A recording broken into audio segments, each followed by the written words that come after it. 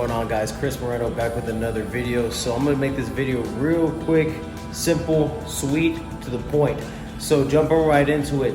When it comes to building your quads, building your legs, a lot of that has to do with your ankles, whether you realize it or not. We need to be able to load our ankles.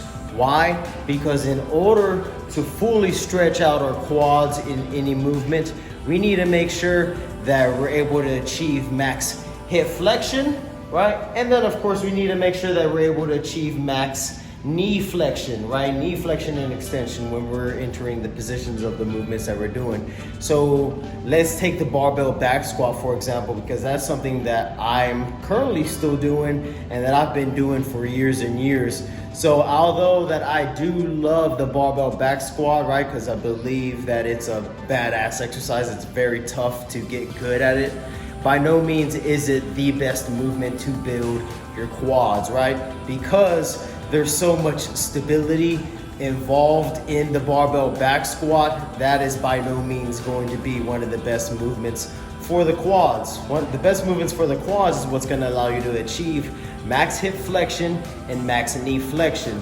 And so when it comes to the ankles and overall ankle mobility and improving that, that's going to allow you to, of course, as long as you continue to improve upon it, to achieve max hip flexion and max knee flexion in your movements, especially if you don't necessarily have the most top-notch machines in the world readily available to you.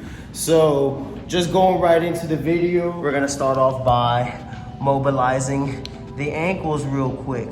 So I already have that band set up, right? And if you don't have anything to elevate your ankle with, you can, of course, get a little mat and roll it up, or a paper towel, do something. Use whatever it is that you have readily available to you. So I'm only going to do this on one ankle. If both your ankles are not necessarily the best, or they can both use work, do both. But my left one is significantly trash compared to my right. So you want to first make sure that the band is on top of the foot, right? We don't want it right here, right? If you do this isn't going to do jack shit for you.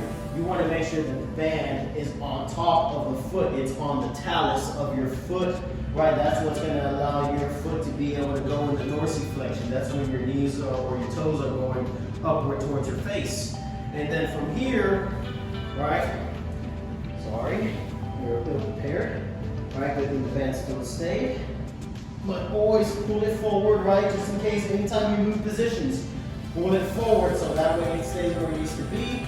And then from here, if you don't have a weight readily available to you, you can just drive your knee as far past your toes as you can, and also making sure it's in line with the pinky toe. And then you want to be lifting up at the toes. And then while you're lifting up at the toes, you should feel some tension right here. You can press down with your hands and just hold this for 2 minutes, focusing on getting some deep breaths. But I have a 40 count dumbbell readily available to me, so instead of me wasting energy, right, I'm just going to reposition this back leg further so I can really sink down into it. And then I'm not just passive with it, right? I'm not just chilling on my phone for 2 minutes. No. While I'm here, I'm being as upright as I can, right? I'm thinking about lifting my toes up, and I'm getting some deep, exaggerated breaths. In through the nose, then out through the mouth. Holding this for 2 minutes, because it takes 2 minutes for things to actually change in the viscoelastic properties of muscle tissue, right? So 2 minutes of work. And then when you're done, you get out of it, boom. So, and then of course, with any mobility drill, you always want to retest for what you were basically doing the drill for. I was doing that to help improve my ankle mobility. Now I'm going to test just with the squat. So I'm just going to really focus on driving my knees forward, which is what you want to do. See, I can get max hip flexion, max knee flexion. Sweet. And in order to help you best get stronger in that dorsiflex position, here's another drill that you can incorporate. Using the same exact setup. You just tie the band at the base of the toes, right? So that way the line of pull is going to be aligned with the muscle that we're working, the tibialis anteriors, the front muscle by the shins, right? That's the front calves basically. And then from here, we're gonna think about flexing this quad as much as we can, right? So I'm gonna move this leg out the way. Right, I'm flexing this quad as much as I can, and then from here, I'm just lifting up the toes. 1, 2, 3, 4, 5. Release. 1, 2, 3, 4, 5. And I'm flexing this quad the entire time. Right, really focusing on keeping myself as upright as I can. And we can just do this for 2 minutes of work. Right, so immediately after you do that little ankle mobilizer drill, you can do this strengthening drill for the actual ankles, right? And then, lastly, to actually strengthen that position, because stretching is cool, feels good, right? Doing warm-up drills such as that, dynamic movements, that's cool too, but none of that isn't gonna do jack shit for you until you piece it all together. So, what you can do to pretty much build strength in this position and everything that you're doing, a basic one is just a front foot elevated split squat, right?